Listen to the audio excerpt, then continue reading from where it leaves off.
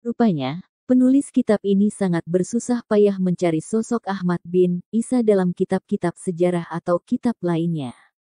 Ketika menemukan nama Ahmad bin Isa, lalu tanpa diteliti lebih lanjut, langsung saja diambil, kesalahan fatal pun terjadi, ketika mengutip sosok Ahmad bin Isa yang terdapat dalam kitab Tarikh Baghdad. Disebutkan dalam kitab itu, Ibnu Jarir al-Tabari menerima surat dari Ahmad bin Isa al-Alwi dari kota Basrah, lalu Ibnu Jarir membalasnya dengan kalimat, "Wahai amirku."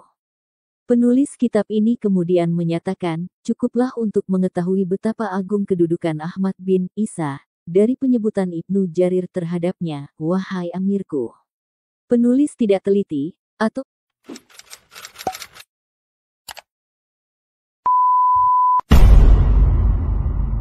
pura-pura tidak mengerti, bahwa Ahmad bin Isa al-Alwi yang dimaksud dalam kitab Tarikh Baghdad itu, bukanlah Ahmad bin Isa al-Nakib, tetapi sosok lain, yaitu Ahmad bin Isa bin Zaid. Lalu tentang hijrahnya Ahmad bin Isa ke Hadramaut, penulis kitab ini sama sekali tidak menyebutkan sumber, kecuali dari majalah Al-Rabitah tulisan Ali bin Ahmad al-Atas. Kejadian tahun 317 Hijriah diceritakan oleh orang yang hidup 1000 tahun lebih setelah wafatnya, dengan tanpa sumber dari mana ia mengetahui berita itu. Pola penulisan seperti itu, kita jumpai dalam kitab tersebut pada halaman-halaman selanjutnya sampai akhir kitab. Kitab Gurar al-Baha al-Dawi wa Durar al-Jamal al-Bahi, yang lebih dikenal dengan nama Kitab Al-Gurar, karya Muhammad bin Ali Hirid Ba'alwi W. 960H, diterbitkan oleh Maktabah Al-Azhariyah, tahun 2022, tanpa pentahqiq. Dalam kitab ini disebutkan bahwa Ahmad bin Isa hijrah dari Irak ke Hadramaut tahun 317H. Penyebutan itu tidak bersumber referensi apapun. Cerita tentang orang di masa lalu tanpa adanya sumber disebut dengan dongeng. Disebutkan pula, bahwa Ahmad bin Isa mengungguli teman-temannya dalam kebaikan. Untuk kisah ini dan sebab hijrahnya Ahmad bin Isa, Al-Gurar mengutip dari kitab Al-Jauhar Al-Syafaf, kitab karya Al-Khatib yang telah penulis sebut dalam berbagai tulisan sebagai kitab yang tidak laik dijadikan rujukan karena penulisnya tidak jelas. Dilihat dari segi isi pun, kitab itu penuh dengan cerita-cerita dusta. Dapat dikatakan, kitab Al-Gurar ini, mengenai nasab dan sejarah Ba'alwi, bersumber pokok kepada satu kitab abad 9, yaitu Al-Burkat Al-Musyikat karya Al-Sakran 895H ditambah kitab Al-Jauhar Al-Syafaf 855H yang problematis itu.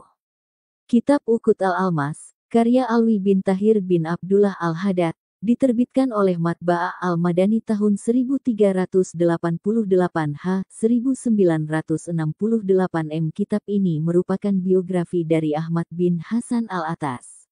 Ketika menjelaskan tentang nasab Ba'alwi, kitab ini pun mentok kepada kitab Al-Jauhar Al-Syafaf. Tidak bisa mencari yang lebih tua agar ketersambungan itu masuk akal. Dalam kitab ini pula, disebutkan bahwa nasab Ba'alwi telah diitsbat oleh Raja Yaman pada tahun 1351H, sekitar 90 tahun yang lalu. Pengitsbatan itu, menurut kitab ini, setelah timbulnya celaan dari orang-orang Khawarij akan nasab mereka. Dari sini diketahui, setidaknya telah beberapa kejadian keraguan dan gugatan kaum muslimin terhadap nasab Ba'alwi yang dapat dibaca dari kitab-kitab Ba'alwi sendiri. Bersamaan dengan itu, Ba'alwi selalu dapat melewatinya dengan meminta secarik kertas itsbat dari orang atau lembaga yang mau membantunya. Zaman dahulu itu, untuk keraguan nasab akan berakhir dengan itsbat demikian, karena ilmu genetika belum mapan. Hari ini, setiap persengketaan nasab akan dapat dikonfirmasi dengan melakukan tes DNA yang akan dapat menelusuri sambungan darah seseorang sampai ribuan tahun ke atas. Maka ketika hari ini Ba'alwi telah terbukti putus nasabnya kepada Nabi Muhammad SAW secara kajian ilmu nasab, sejarah dan DNA berdasar sampel anggota Ba'alwi yang telah melakukan tes DNA, jika mereka bergeming bahwa nasab mereka tersambung, untuk membuktikannya tidak ada jalan lain kecuali tes DNA satu persatu. Siapa tahu ada di antara mereka yang terkonfirmasi secara DNA. Kesimpulan, nasab Ba'alwi tidak laik lagi untuk diperdebatkan secara studi sejarah dan ilmu nasab karena hasil tes DNA mereka terbukti berhaplogrup G, tidak tersambung kepada Nabi Muhammad SAW secara garis ayah. Sedangkan para ahli DNA telah memitigasi haplogrup Nabi Muhammad SAW adalah haplogrup J1. Secara ilmu nasab mereka batal dan mardud tertolak karena tidak terkonfirmasi oleh kitab-kitab nasab yang banyak ditulis dari abad ke-4 sampai 9 Hijriyah. Ubaid tidak terkonfirmasi sebagai anak Ahmad bin Isa.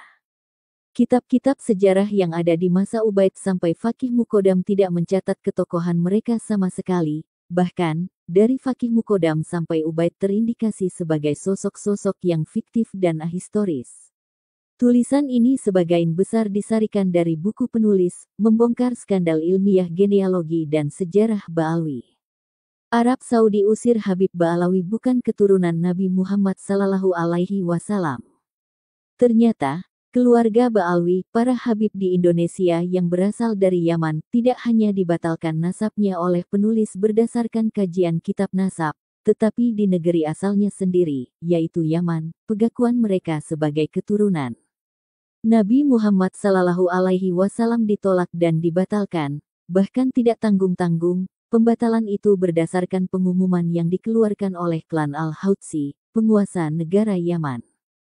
Al-Hutsi telah mengumumkan pemberitahuan tentang bahwa 21 marga di Yaman bukanlah keturunan Nabi Muhammad SAW. Demikian pengumuman itu dibuat karena sebelumnya 21 marga itu mengaku sebagai keturunan Nabi Muhammad SAW. Pengumuman itu diposkan di beberapa media di Yaman, termasuk media online seperti dalam surat kabar online, Sot Al-Watan.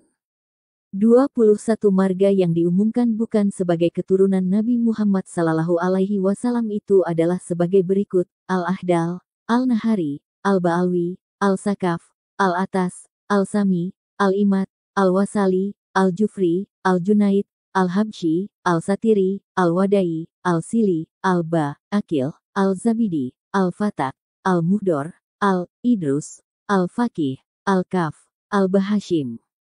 Adapun pengumuman lengkap itu adalah sebagai berikut. Houthi secara resmi mengumumkan pencabutan garis keturunan Al-Hashimi dari keluarga ini. Ada orang-orang yang berusaha mengklasifikasikan diri mereka sebagai keturunan Hashim radhiyallahu anhu, para sayyid negeri ini, dan mereka ini hanyalah orang-orang yang ingin naik kelas sosial yang tidak merasa mulia dengan silsilah mereka. Mereka berusaha menisbatkan nasab mereka kepada makhluk paling suci, Nabi Muhammad SAW sebagai para sayyid keluarga yang suci, di antara keluarga-keluarga yang tidak ada hubungannya dengan keluarga Hawasim keturunan Hashim dan para sayyid ahli bait yang suci. Mereka adalah Al-Ahdal, Al-Nahari, Al-Balawi, Al-Sakaf, Al-Atas, Al-Sami, Al-Imad, Al-Wasli, Al-Jifri, Al-Junaid, Al-Habashi, Al-Satri, Al-Wadai, Al-Sali, Al-Bakil, Al-Zubaidi, Al-Fadak, Al-Mihdar, Al-Aidarus, keluarga Al-Faqih, keluarga Al-Kaf, keluarga Bahashim, dan masih banyak keluarga yang akan kami terbitkan berturut-turut, yang mengemuka dalam beberapa tahun terakhir demi keuntungan, kedudukan, dan ketenaran. Kami, di Asosiasi Cendekiawan Yaman, memperingatkan agar tidak mencoba mengaitkan silsilah dengan orang selain kaum mereka. Kami telah berulang kali memperingatkan terhadap mereka, dan kami salut kepada orang-orang bijak di antara mereka yang memahami masalah ini dan mencoba menghubungkan diri mereka kepada suku-suku bukan kepada Said dan Hashim, keluarga Ahlul Bait. Semoga Tuhan meridhoi mereka. Houthi adalah marga keluarga keturunan Nabi Muhammad SAW di Yaman yang hari ini secara de facto menguasai negara Yaman dengan kudeta militer. Keluarga Houthi adalah zuriat Nabi Muhammad SAW keturunan dari Yahya bin Husain al-Rassi. Yahya bin Husain al-Rassi menguasai Yaman pada tahun 284 Hijriah. Dinasti al-Rassi ini menguasai Yaman mulai tahun 284 sampai 444 Hijriah. Dari keterangan di atas, kita mengetahui bahwa pembatalan nasab Ba'alwi bukan hanya dilakukan penulis, tetapi banyak ulama juga yang telah membatalkan nasab Ba Alwi. Dari sini, sangatlah kokoh pembatalan nasab Ba Alwi karena dalam negara Yaman sendiri, jika berita itu benar, tidak mengakui mereka sebagai keturunan Nabi Muhammad Sallallahu Alaihi Wasallam, dan jika benar Ahmad bin Isa itu pindah ke Yaman, maka ia pindah ke Yaman pada saat Al-Rassi berkuasa. Artinya, akan diketahui oleh keluarga Al-Rassi dan akan dicatat sebagai keturunan Nabi Muhammad Sallallahu Alaihi Wasallam, dan hari ini, tentu keturunan dari Al-Rassi, yaitu Houthi, tidak akan berani membatalkan nasab Ba Alwi. Lalu jika mereka hari ini berani membatalkan nasab Ba Alwi, jawabannya hanya satu, yaitu karena dari dulu hingga hari ini, mereka tidak mempercayai bahwa Ba Alwi adalah keturunan Nabi Muhammad Sallallahu Alaihi Wasallam. Penulis Kiai Haji Imaduddin Usman Al-Bantani. Usir Habaib Ba Alawi dari Malaysia ngaku cucu Nabi Muhammad ternyata bukan. Republik Indonesia dengan jumlah penduduk yang beragama Islam hampir 97%, jika para umat Islam di Indonesia baik yang dari pribumi asli ataupun yang pribumi turunan dapat menjalin silaturahmi dengan menjalankan agama sesuai Al-Quran dan hadis tentunya tidak terjadi seperti saat ini, di mana umat seperti terpecah karena ada oknum klan pendatang yang menjadi penduduk pribumi turunan. Menghembuskan dakwah perpecahan dengan mengaku juriyah Nabi Muhammad Sallallahu Alaihi Wasallam, bahkan berdakwah dengan cara kotor dan kasar bahkan dengan adu domba antar umat Islam. Hal ini tersebar luas pada semua infrastruktur media sosial. Padahal jika kita sama-sama cermati dengan benar bahwa perilaku junjungan kita semua umat Islam di Nusantara yaitu Nabi besar Muhammad Sallallahu Alaihi Wasallam dalam kehidupan sehari-harinya beliau sebelum diangkat menjadi Nabi adalah seorang pedagang yang jujur sejak usia 17 hingga 20 tahun dengan berakhlak mulia, dan kecintaan Nabi kepada orang lain sungguh luar biasa baik dan santunnya. Karakter akhlak Nabi Muhammad Sallallahu Alaihi Wasallam berkarakter toleran dan dermawan juga mencintai seluruh umat. Rasulullah sebagai rahmatan lil alamin, menunjukkan bahwa totalitas wujud diri serta kalbu Rasulullah adalah rahmat untuk alam semesta seisinya. Tidak menyimpan kebencian, kedengkian, kemarahan, dendam, tidak memecah belah dan segala rasa yang tidak mencerminkan kasih sayang. Bagaimana sikap kasih sayang Rasulullah begitu luas, tidak hanya pada manusia, tetapi juga pada binatang, tumbuhan, dan makhluk tak bernyawa. Pribadi yang memiliki hati lembut, penuh kasih sayang, dengan kecerdasan emosional tinggi. Sehingga membekas pada kesantunan segala sikap, tutur kata, dan keputusan yang diberikan untuk umat. Kita sebagai umat Islam di Nusantara ini jelasnya pasti tahu dengan 4 sifat Rasulullah yang bersifat sidik, amanah, fatonah dan tablik. Artinya Rasulullah adalah orang yang jujur amanah, pandai serta cerdas dan Rasulullah Nabi besar umat Islam ini tidak meminta-minta dari umatnya bahkan beliau sebagai pelindung umat Islam sedunia. Akhlak Rasulullah yang paling mulia adalah selalu memberi pendapat yang baik terhadap umatnya. Beliau Nabi Sallallahu Alaihi Wasallam tidak pernah melakukan hal-hal buruk, berperilaku kasar, dan tidak pernah berteriak dimanapun beliau Rasulullah berdakwah. Rasulullah Muhammad Sallallahu Alaihi Wasallam diutus Allah bukan hanya menyebarkan agama Islam tetapi juga menyebarkan kedamaian dan perdamaian. Jika kita cermati secara mendalam sikap Rasulullah Muhammad Sallallahu Alaihi Wasallam sangat berbanding terbalik dengan para oknum yang mengaku juriyah Rasulullah Sallallahu Alaihi Wasallam di Nusantara tercinta kita ini. Mereka para oknum selalu menyebar fitnah, bicara kasar di mimbar bak binatang buas yang ingin memangsa sesama umat Islam, meminta-minta sumbangan kepada para muhibin, mengadu domba dan lain sebagainya, dan hal tersebut tersebar di semua lini media sosial. Mari kita umat Islam di Nusantara bangkit melawan kezoliman para oknum yang mengaku juriyah Nabi yang berkelakuan seperti iblis, bangkit bersama untuk kedamaian dan persatuan bangsa Indonesia. Jika perlu usir mereka dari bumi pertiwi Nusantara yang sama-sama kita cintai ini. Laskar Pembela Wali Songo, usir Habaib dari bumi Nusantara. Habib Abaib yang datang ke Nusantara difasilitasi oleh penjajah Belanda. Mereka mendapat posisi kelas menengah. Sedangkan pribumi di kelas paling bawah. Usir habaib dari bumi Nusantara. Mereka datang ke Indonesia difasilitasi penjajah Belanda, kata Koordinator Laskar Pembela Wali Songo Abdul Hakim Jojonegoro dalam pernyataan kepada redaksi www.suaranasional.com, Selasa tanggal 10 Juli tahun 2024. Kata Abdul Hakim, posisi kelas kedua dan merasa keturunan Rasulullah membuat habaib merasa sangat mulia dibandingkan pribumi. Habaib dilarang nikah dengan pribumi. Ini sangat diskriminatif dan tidak sesuai ajaran Islam, jelasnya. Abdul Hakim mengatakan, Wali Songo justru dalam menyebarkan Islam dengan melakukan pernikahan. Wali Songo sangat egaliter dan penyebaran Islam sangat pesat, paparnya. Habib Ba'alawi diusir dari Indonesia selalu membuat ulah dan pembelokan sejarah. Pulangkan imigran rasis, negerinya lebih membutuhkannya. Noda hitam Hadramis Yaman. 2 tahun setelah kekalahan Jerman dalam Perang Dunia II, yaitu di tahun 1947, sebuah kapal besar merapat di pelabuhan Haifa, Palestina. Di atas dek tampak wajah-wajah yang layu, kurus, dan penuh penderitaan. Kemudian mereka membentangkan spanduk besar yang bunyinya, Jerman telah menghancurkan keluarga dan rumah kami. Jangan kau Palestina, hancurkan juga harapan kami.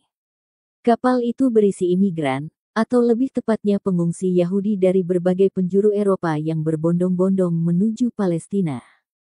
Sebuah foto ikonik mengabadikan momen tersebut. Kini foto itu telah membuat setiap hati akan miris dan menangis.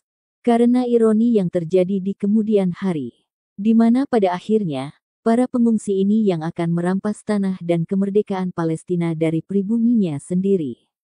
Sebuah tragedi kemanusiaan terbesar di abad 20, dan praktik penjajahan keji yang masih ada hingga kini. Kapal itu adalah salah satu dari ratusan kapal lainnya, yang mengangkut ratusan ribu pengungsi Yahudi, bergelombang memasuki Palestina sejak 1920 hingga 1948. Setelah 6 juta kaum Yahudi dibantai oleh Nazi baik di Jerman dan di semua negara pendudukannya, Holocaust. Seluruh Eropa seolah menemukan momentum untuk mengeluarkan ras Yahudi dari setiap negerinya. Kenyataannya, semua negara menolak menampung mereka, karena reputasinya di banyak negeri yang pernah ditumpangi. Ras Yahudi terkenal arogan, licik dan serakah. Di mana mereka tinggal, di situ mereka berusaha mendominasi semuanya. Entah itu cermin dari kecerdasan atau keserakahan, atau mungkin gabungan keduanya. Entahlah. Kelak terdeteksi banyak Yahudi ras palsu bukan keturunan Ibrahim yang mengakuisisi Palestina. Mayoritas adalah cangkokan dari keturunan Khazar Kaukasus. DNA mereka sama dengan kaum Habaib Ba'alawi Yaman yang mengaku cucu Nabi di Nusantara. Bukan tanpa alasan mereka menuju Palestina, karena 1. Di zaman itu, penduduk Yahudi dengan jumlah persentase terbanyak di dunia, 5%. Bandingkan di seluruh dunia jumlah penganut Yahudi kini hanya 0,2%. 2. Seperti Indonesia, Palestina adalah bangsa yang ramah. Mereka mewarisi semangat toleransi Salahuddin Al-Ayyubi, yang menaklukkan tanpa pembantaian dan menghormati semua agama. 3. Ada Yerusalem, kota suci dari 3 agama Abrahamik, Yahudi, Nasrani, Islam. Bagi agama Yahudi, Yerusalem adalah bekas ibu kota Solomon yang agung. Nabi dari kekaisaran mereka jauh di masa silam. Tentunya cocok bagi bangkitnya Pan-Yudaisme. 4. Dalam penguasaan Inggris, kolonialis yang pro-Zionis. Palestina sebelum PDI adalah bagian dari protektorat Khilafah Turki Utsmani. 5. Palestina sudah menjadi tujuan awal untuk dikuasai oleh gerakan Zionis. 6. Disokong oleh deklarasi Balfour yang licik dan manipulatif antara Inggris dengan penguasa moneter internasional Rothschild. 7. Terpecah dan lemahnya bangsa Arab, dan ini terbukti dengan kekalahan aliansi Arab dalam Perang 6 Hari melawan Israel, yang berdampak makin kokohnya negara Israel atas Palestina. Kini Palestina kondisinya hancur lebur, miskin dan kelaparan, hampir tiap hari dibombardir dan dibantai tanpa ada perlawanan yang sepadan. Diperparah dengan mandulnya PBB yang selalu diveto negara blok NATO manakala mau menghukum Israel. Tiap hari tanah mereka digusur, rumah dirampas, situs-situs bersejarah terancam dihancurkan, bahkan ribuan makam-makam palsu Yahudi bermunculan seolah mereka layak memonopoli dan pemilik asli tanah Palestina. Walaupun tidak semua orang Yahudi mendukung gerakan Zionis, terutama mereka kalangan Yahudi keturunan asli Abrahamik dan para aktivis kemanusiaan. Uri Davis, seorang warga negara Israel, akademik, aktivis dan pengamat anggota pada Dewan Nasional Palestina yang hidup di kota Saknin, mengidentifikasi dirinya sebagai orang Yahudi Palestina anti-Zionis. Davis menjelaskan, "Saya tidak menggambarkan diri saya sebagai seorang Yahudi Palestina. Saya sesungguhnya memang seorang Yahudi Palestina. Saya lahir di Yerusalem pada tahun 1943, di negara yang disebut Palestina, dan judul akta kelahiran saya adalah Pemerintah Palestina. Jadi, itu tidak berarti di sini atau di sana. Nilai pentingnya hanya pada konteks politik di mana saya berada, dan konteks politik yang relevan dengan pekerjaan saya, kegiatan advokasi saya sebagai kritikus Zionisme. Saya adalah seorang Yahudi anti-Zionisme." Jejak kelam imigran Yaman. Lalu bagaimana dengan imigran di Nusantara? Apakah ada peluang kisah tragis Palestina terulang dengan modus yang sama? Mari kita bersama mengupasnya. Imigran Yaman, baik kaum Ba'alwi ataupun non-Ba'alwi, memiliki rangkaian cerita yang relatif baru di Nusantara. Dan kesemuanya baru terekam lantaran inisiasi kolonial Belanda yang mendatangkannya demi tujuan imperialisme itu sendiri. Belanda yang traumatik dengan serangkaian perlawanan di Nusantara hingga mengalami kebangkrutan akut, hingga terpecah menjadi Luxembourg, Belgia, dan beberapa daerahnya lepas dianeksasi negara lain di Eropa. Untuk itulah mereka melakukan politik rasisme, yaitu segregasi kelas untuk meredam perlawanan pribumi. Terutama perlawanan dari umat Islam melalui berbagai kesultanan yang bertebaran di pulau.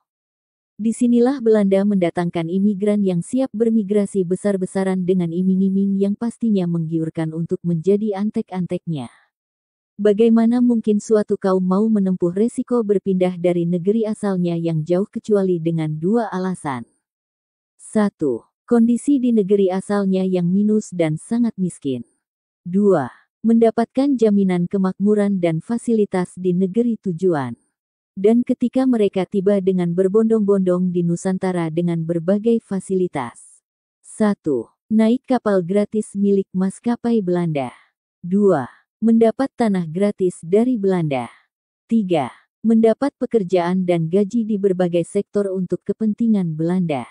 Mulai dari perkebunan, toko perniagaan milik Belanda contoh, ayahnya Rizik Syihab FPI kerja di apotek Belanda, hingga menjadi kapitan Belanda di banyak kota dan menjadi mufti yang berfatwa demi kepentingan Belanda Usman bin Yahya, mufti Betawi yang berfatwa sesat bagi penganut Thorikoh dan haram memberontak pada Belanda.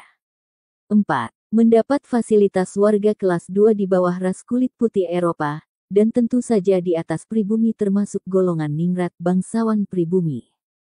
Mudah untuk dipahami bagaimana mereka terlibat dalam berbagai pengkhianatan kepada perjuangan pribumi.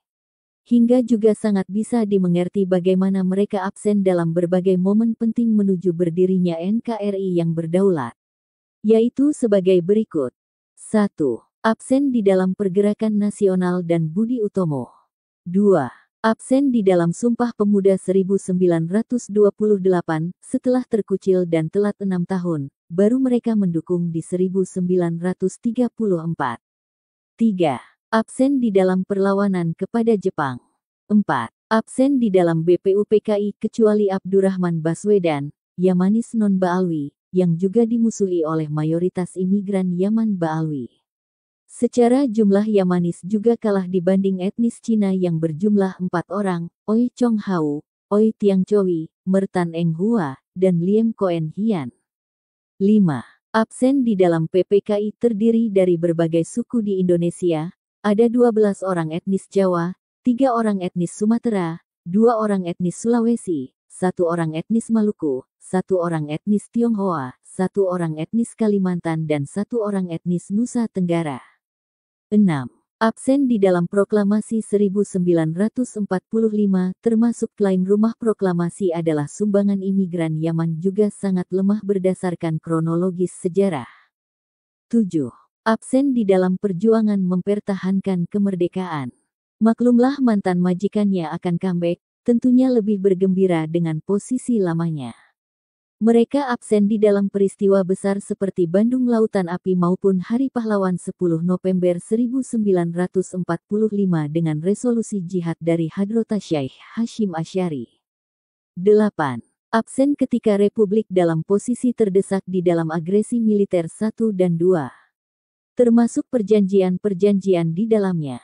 9. Absen di dalam peristiwa bersejarah serangan umum Janur Kuning Yogyakarta tanggal 1 Maret tahun 1949. Yang membawa kepada konferensi meja bundar di Den Haag sebagai pengakuan kedaulatan utuh dari Belanda dan internasional. 10. Juga tidak ditemukan jejaknya mereka berkorban di dalam konfrontasi dengan Inggris Malaya maupun pembebasan Papua Barat Irian Jaya. Daftar hitam oknum YAMANIS. Daripada cerita indah, sungguh jauh lebih banyak masalah yang mereka timbulkan. Sejak awal kedatangannya di Nusantara hingga era kekinian zaman reformasi. Untuk kaum imigran non-Baalwi awalnya mereka secara faham keagamaan sama dengan Baalwi. Namun karena mendapat perlakuan rasis dari Baalwi, maka perlahan bergeser mengikuti faham Wahabi. Hingga semakin jauh akhirnya menjadi takfiri dan terlibat kegiatan terorisme.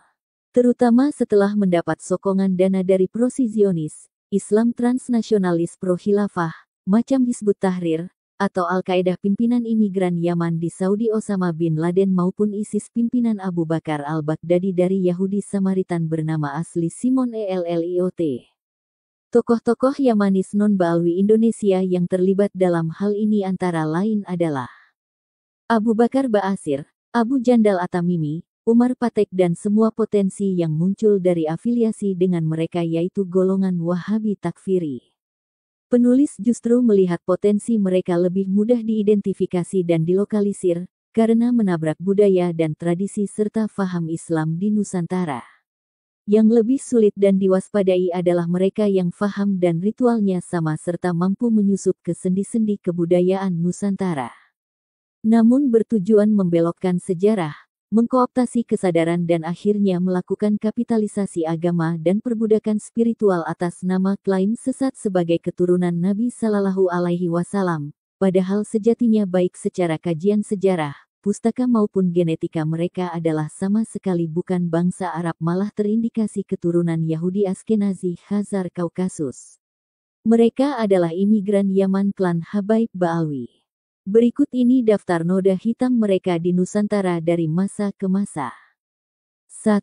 Fatimah Ba'but, istri muda yang meracuni Sultan Banten Zainul Arifin, lalu mengangkat keponakannya Abdullah menjadi sultan. Berhasil ditumpas dalam perlawanan Kiai Tapa dan Tubagus Buang, dan putra mahkota yang dibuang ke Sri Lanka dikembalikan menduduki tahta. 2. Keluarga Basyaiban dan Alatas membantu Belanda melawan Diponegoro.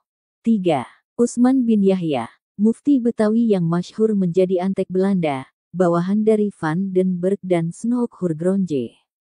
Bukti surat menyurat mereka dan kitab fatwanya yang mengharamkan pemberontakan sulit disangkal manusia yang masih waras akalnya. Dan beliau mendapatkan bintang tanda jasa dari Ratu Belanda Wilhelmina yang didoakannya dengan doa sebagai penjilat kolonial. 4. Habib Abdurrahman AZZAHIR. Pada tanggal 13 Oktober tahun 1878, ia berkhianat terhadap rakyat Aceh. Dengan kompensasi menetap di Mekah dengan menerima uang tahunan atas tanggungan pemerintah kolonial Belanda, senilai $10.000 Amerika. 5. Musso Al-Munawar atau Paul Mussottte. Pemimpin pemberontakan PKI di Madiun 1948. Dia juga aktor utama yang memecah Sarekat Islam untuk sebagian berpindah haluan komunis. Ada beberapa versi asal-usul Musso, dari anak pegawai kantoran bernama Martorejo, hingga anak Kiai Hasan Muhyi, atau anak Priyayi Ronowijoyo. Tapi sejarah membuktikan tidak mudah masuk di elit Partai Komunis dan menjadi pucuk pimpinannya. Komunis sendiri ideologinya dibangun Yahudi Khazar Ashkenazi Karl Marx, diperkokoh Yahudi Khazar Ashkenazi Stalin di Uni Soviet, di bawah Yahudi Khazar Ashkenazi Belanda Hans Nivliet ke Indonesia, dan logisnya diserahkan ke pucuk pimpinan keturunan Yahudi Khazar juga yang menyusup ke pribumi. Sejarah Musso banyak versi. Andai ada garis keturunan laki-lakinya maka hasil tes DNA akan membuktikan dia sebenarnya siapa. Bukan suatu kebetulan apabila dia sangat akrab dan bersahabat dengan Stalin, pemimpin komunis Uni Soviet. 6. D.N. Aidit, Ketua PKI pemimpin pemberontakan G30 SPKI. Terkait hal ini sudah banyak yang mengulasnya dengan bukti-bukti yang kuat. Walaupun keluarga Habaib Baalwi mengelaknya karena merasa malu dan terancam kehormatannya. Namun apakah mereka bisa mengelak ketika afiliasi mereka di Yaman Selatan adalah dalam Partai Kiri Komunis Sosialis? Tanda seru tanda tanya. Lalu siapa sekjen Partai Kiri di Yaman Abdurrahman Assegaf, dan mantan Perdana Menteri Yaman Haidar Abu Bakar Alatas, juga mantan Wapres Abdurrahman Al-Jufri yang gagal memberontak dan lari ke luar negeri, ayah dari Ali Al-Jufri, ulama yang sering mondar-mandir ke Indonesia, keturunan Baalwi Yaman yang tinggal di Uni Emirat Arab. Yaman Selatan dengan Provinsi Hadramautnya adalah satu-satunya negara komunis di Timur Tengah dan pentolan-pentolannya adalah klan Habaib Baalwi. 7. Pengeboman Borobudur, 1985, pelaku 3 Habib bernama Muhammad Jawad, Abdul Qadir dan Hussein Al-Habsyi. Motifnya jelas ingin menghapus sejarah dan warisan luhur Nusantara. Dengan dalih sumber kesyirikan karena itu peninggalan agama Buddha. Ini mirip dengan gerakan IKONOKLASME yang dipengaruhi Khazar di Bizantium, ataupun penghancuran patung Buddha terbesar di Afghanistan masif dari masa ke masa hingga era Taliban. Sekedar info berdasarkan kajian tes DNA pendiri dinasti Durrani, Ahmad Shah DURRANI terindikasi dari ras bangsa Yahudi Khazar non-Abrahamik, yang menyusup ke etnis terbesar Pashtun Afghanistan. 8. Dan di era reformasi, mereka mendirikan organisasi terlarang FPI yang mendukung khilafah palsu dan terorisme internasional. Pada akhirnya mereka memiliki agenda politik untuk merebut negara serta sering memprovokasi umat dengan pecah belah melawan negara. Tentu saja yang dijual adalah klaim sesat sebagai cucu Nabi. 9. Sejak berdirinya Rabithah Alawiyah, yaitu 2 bulan sejak mereka absen dalam Sumpah Pemuda tahun 1928.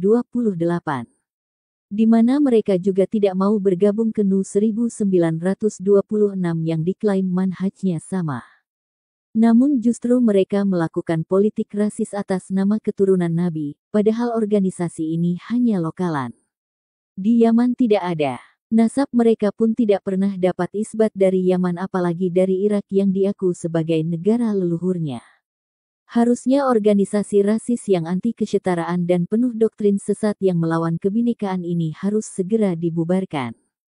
10. Konflik dengan keluarga Wali Songo. Terkait fatwa rasis pernikahan kafaah. Bisa dibaca secara runut dan utuh dari tulisan Kiai Ali Badri, keturunan Wali Songo yang menikahi Habibah Baalwi.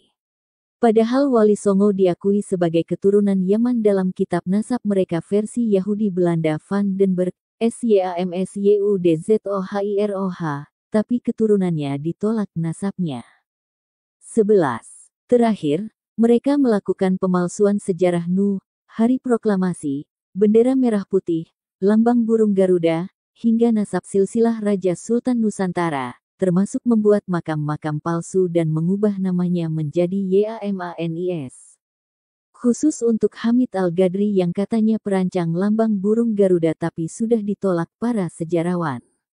Dia diklaim sebagai Baalwi, tapi penulis ragu berdasarkan kajian tes DNA keluarga Al-Gadri yang berhalogrup R. Besar kemungkinan mereka dibaalwikan demi kepentingan kolonialis. Akhirul kalam, negeri ini adalah negeri yang indah, subur, makmur dan kaya dengan warisan budaya, sejarah serta sumber dayanya. Penduduknya juga ramah dan bersahabat. Tapi ingatlah, Bangsa yang ramah ini tercatat dalam sejarah sangat tegas kepada tamu yang kurang ajar. Bagaimana utusan Mongol yang ditakuti di seluruh dunia pernah dipotong telinganya ketika mengancam Prabu Kertanegara, dan bagaimana NKRI juga merdeka dengan segala perjuangan kepahlawanan. Kita merdeka menolak hadiah dari penjajah seperti negara lainnya, tapi kita merdeka dengan merebut dan mengusir penjajahnya. Penjajah sudah pergi, bila sisa anteknya tidak tahu diri, maka lebih baik mereka dipulangkan ke Yaman, karena negeri mereka yang katanya penuh berkah tapi sesungguhnya miskin menderita jauh lebih membutuhkan mereka daripada negeri kita yang sebenarnya akan jauh lebih baik tanpa mereka. Tanpa imigran sesat perampok umat, agama dan sejarah. Hari pertama menjadi tamu, hari kedua menjadi beban, dan hari ketiga menjadi hama. Jean de Bruyere, penghujung Ramadan 1445 Hijriah. Selamat Idul Fitri, mohon maaf lahir dan batin. KRAT, Fakih WIRAHADININ